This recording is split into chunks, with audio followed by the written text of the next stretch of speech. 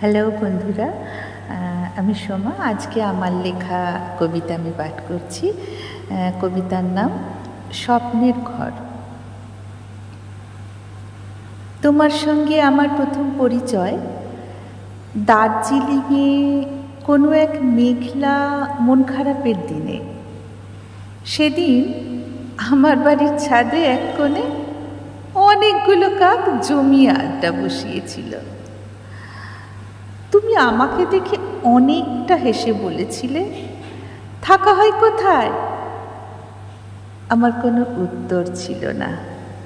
আমি ক্যাবলা হয়ে দেখছিলাম তোমার অনামিকার আংটিটা।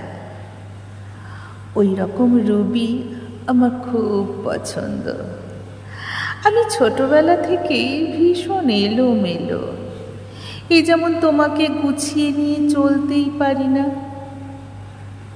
আমার একটা স্বপ্নের ঘর আছে, বালির ঘর।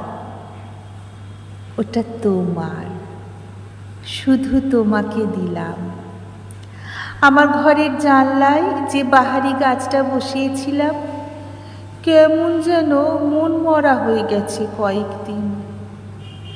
তোমার সঙ্গে দেখা হয়েছিল গত মাঝরাতে। তুমি দার্জিলিংয়ের কুয়াশা মাখা আবছা। এখন তো শুধু তোমার রিংটোন শুনতে পাই। কতবার বললাম হ্যালো